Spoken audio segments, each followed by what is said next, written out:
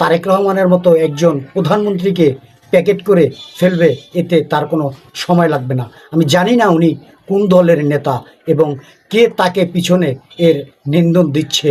আগে আপনারা একটু ভিডিওটা দেখুন, যে তারেক রহমানকে বলেছে যে তারেক রহমানকে প্যাকেট করতে সময় লাগবে না। এই ভিডিওটা আগে একটু আপনারা দেখুন। এই সরকার ক্ষমতা আসার পরে পাম্প আছে, তেল নাই। এই বিএনপিকে এমন শিক্ষা দিব আমরা, বাংলার ইতিহাসে আপনারা লেখা থাকবে তারেক জি এর প্যাকেট করে ফেলাইছে, এর প্যাকেট করতে সময় লাগবে না, প্যাকেট করে ফেলাই দিব, কোনো কথা নাই।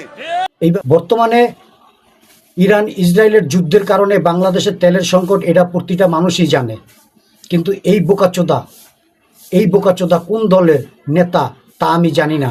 তবে উনি যেই ভাষায় কথা বলেছেন একজন বাংলাদেশের প্রধানমন্ত্রীকে নিয়ে, তার সুষ্ঠু বিচার হওয়া উচিত।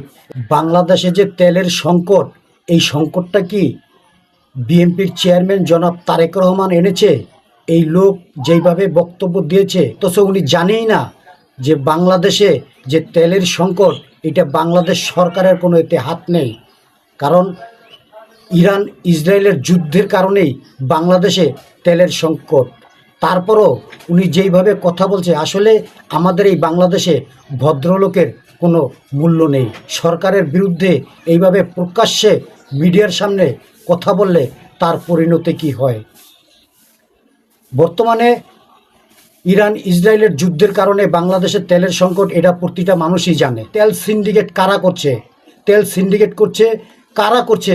আপনারা ধরিয়ে দিন। যদি তার বিচার না হয় তাহলে তখন সরকারকে দোষারোপ করবেন।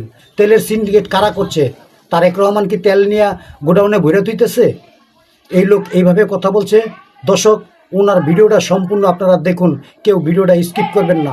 তারপর আমি আপনাদেরকে সব বলবো ধীরে ধীরে।